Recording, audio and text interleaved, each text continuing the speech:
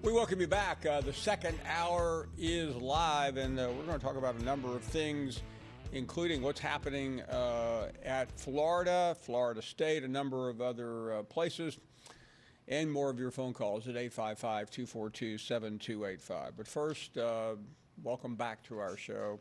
Michael Bratton from That SEC Podcast. Michael, what in the world's going on? How are you?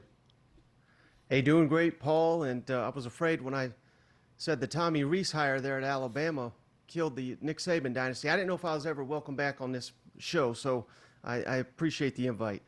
That's okay.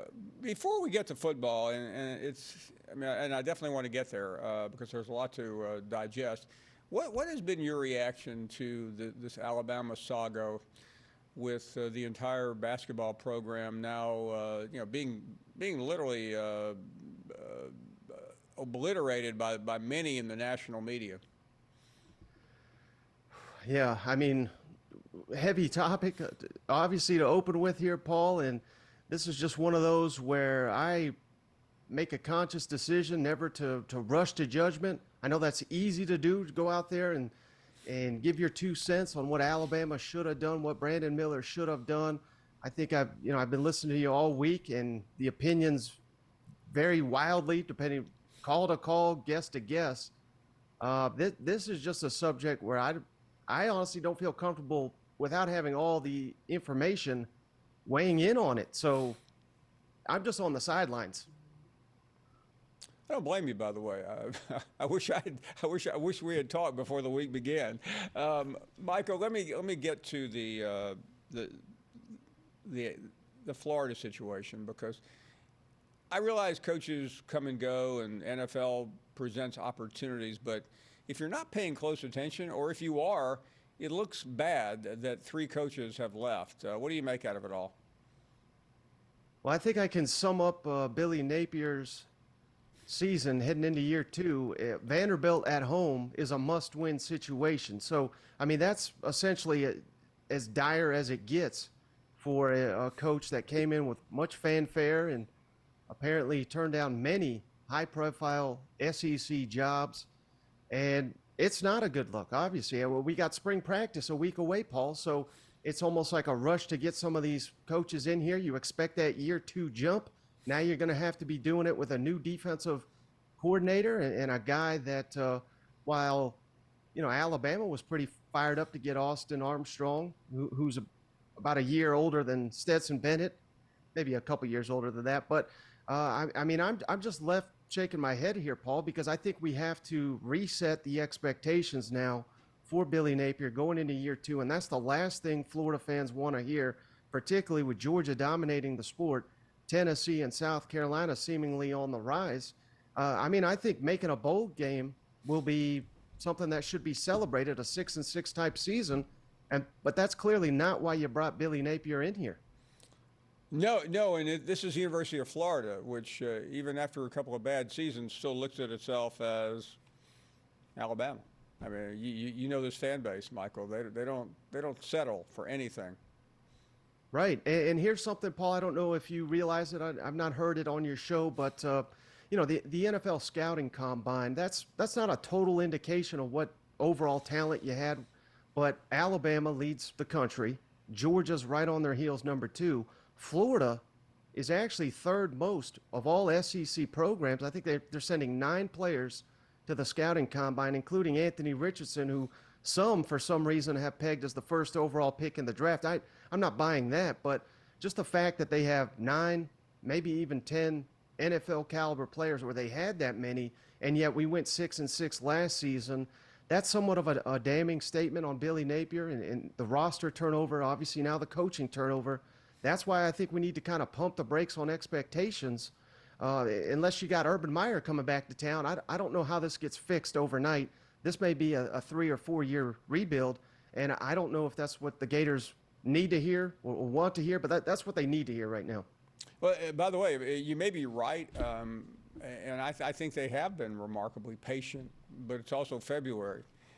So patience goes a lot farther in the offseason. Let me get to the Alabama situation, because they were excited when they got Armstrong from Southern Miss. They thought that was a really big-time hire for Nick Saban, a young coach on the defensive side of the ball. He's already gone. You rarely see that happen to Nick Saban.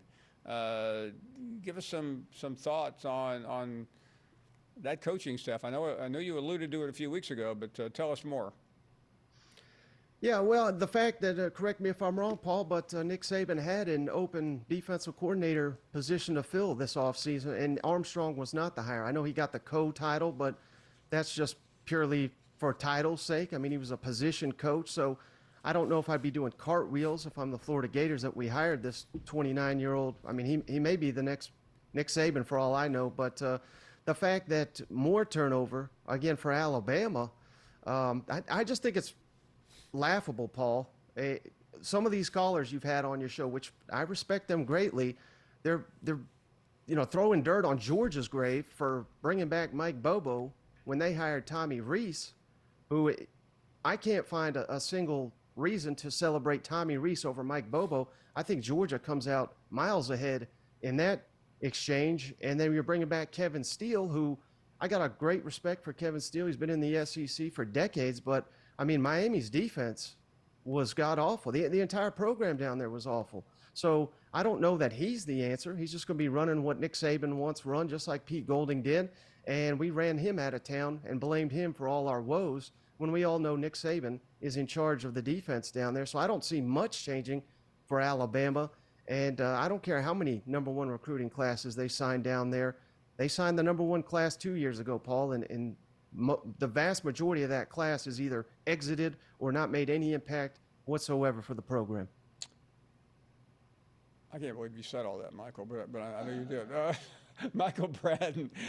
Michael, I want to go back to something you said a minute ago, because a lot of my Alabama friends really have been emboldened by the Bobo hire. They think, okay, this is our moment. Are you telling us that's not the case?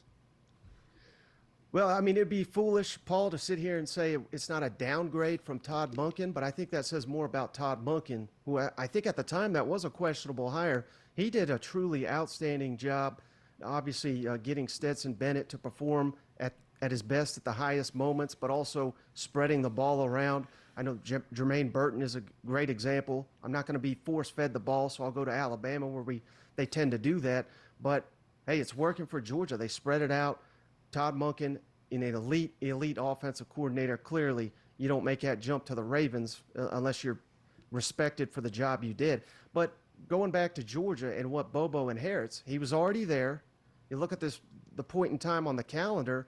I mean, who's out there to hire as an offensive coordinator that has his experience, not only coaching, but coaching for Georgia, recruiting Georgia. He's been helping the last year on the national champions. There's not going to be a huge transition to his offense. And I know it's easy to point, Paul, to his failures at Auburn and South Carolina, but I think people that do that are just plain lazy and didn't watch those teams, because last I checked, year one was the highlight of the Brian Harsin era. They controlled their destiny in the West year one when Bobo was the offensive coordinator until everything fell apart.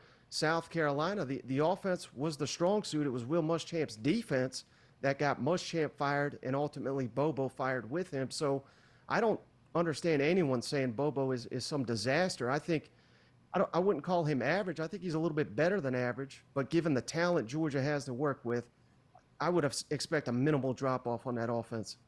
Michael, before you go, tell us about what happened today with Florida State. There seemed to be uncomfortable trajectory there. SEC fans have always heard that maybe FSU could end up in the SEC, although it looks like it's going to cost more than $100 million, which may or may not be that big of a deal. What's happening? What can you tell us? Well, Paul, I think with Texas and Oklahoma coming, there was the consternation. When will it happen? Obviously, we know now they're going to come a year early, but I think that has taught us that, you can't just buy your way out of these conferences like some people assume. And I don't blame Florida State for trying to get out of, a conference that is essentially 11 Vanderbilts and Clemson and Florida State.